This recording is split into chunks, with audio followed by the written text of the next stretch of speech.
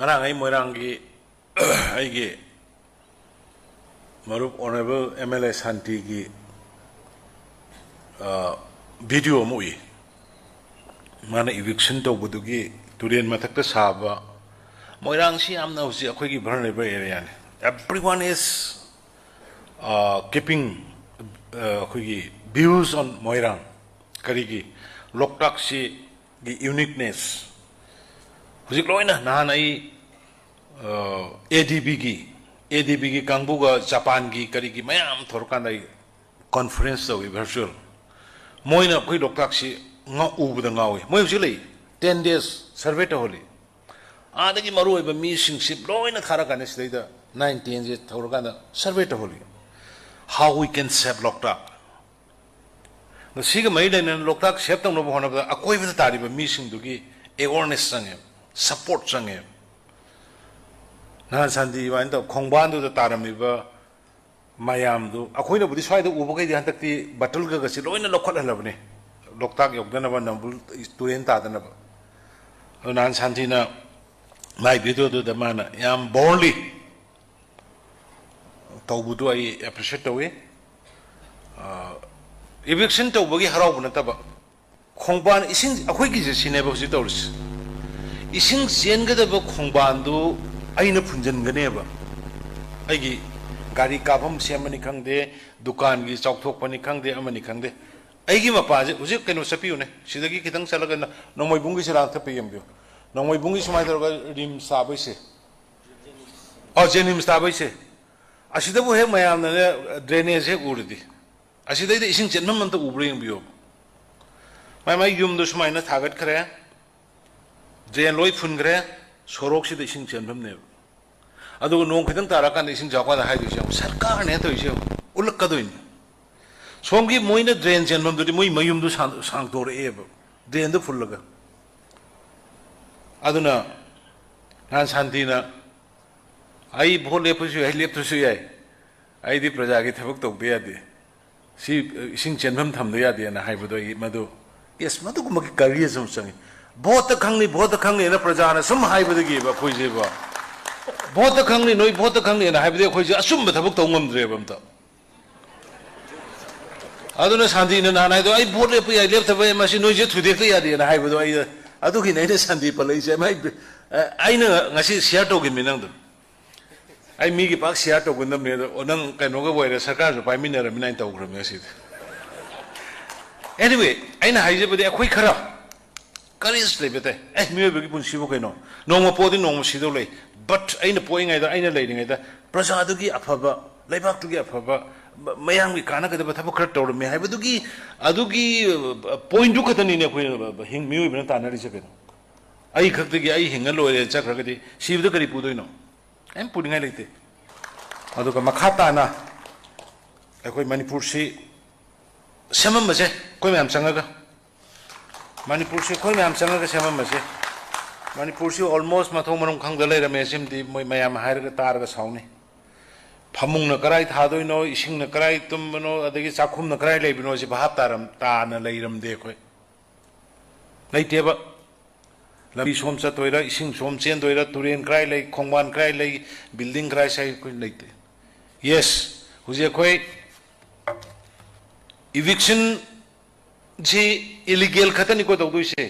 illegal tawrai se makata na sathagi ni warogi no makata na sathagi ni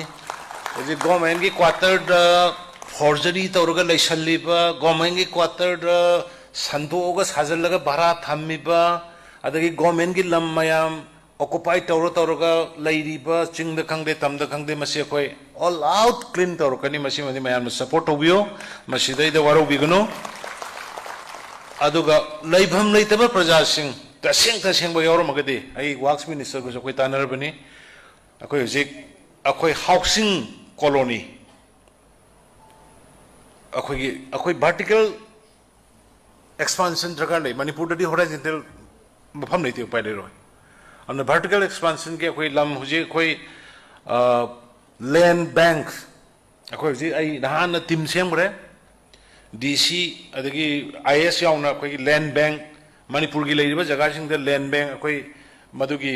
थमनबगीदमक्ता कराय करायदा करी करी अहांगबा कराय करायदा government गी लम केदवे से लोइना हुजिक मदुगी इन प्रोसेस लay लैंड बैंक दो आइडेंटिफाई तौर मतुंगेदा खोई फ्लैट तो युम पीनबगी खोई कंस्ट्रक्शन हौगनी हुजी मफम खरदा हौब यावरे प्राइवेट की से कोई संगाफम दो हुजिक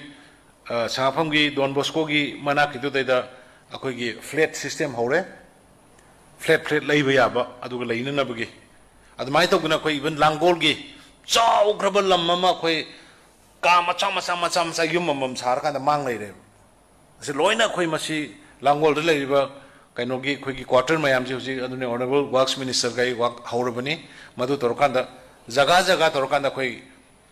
6-7 फ्लोर की बिल्डिंग तरा कुन सार कांदा युम लेजदबा तसेंना अदुगा पैसा सो दुम तम तमना पेमेंट थीबा याबा इंस्टॉलमेंट दा अदुना अदुगुमगी टाइप अखोय याम थुना अखोय हौरनी अदुगी अखोय कंसल्टेंट करी करी तानाबा हौरे लम आइडेंटिफाई तबु हौरे अदुना मणिपुर ददी तसेंनादी लम लेतब मति लेतबनिदा मणिपुर आइगी माई पा मसक खंगदबा लम लेते हेबसे तसेंना अखोयददी लेतबनेबा ओय भारत के अतैददी रेलवे दा करी दा कराय देनो ला पलै लेको बट अखोय मणिपुर न की अदुमक्ति लेतबनी अदुगा मसी मनाव लमयन में थुंगनद्रेगा सोरोकता युम सानी अदु सोरोकता युम सागे याद्रगा थुदिएगा सरकार फते दुदी तौनगुम सिको दुदी सोरोकता बाउदी युम सानगुम से दु बाउदी सोरोकता तुरेन बाउदी युम सानगुम सेबा लेद्रगा दा सेंगना लेते हाइनासी अन वाफम खरसे थमजरगा अखोय मणिपुर हुजिक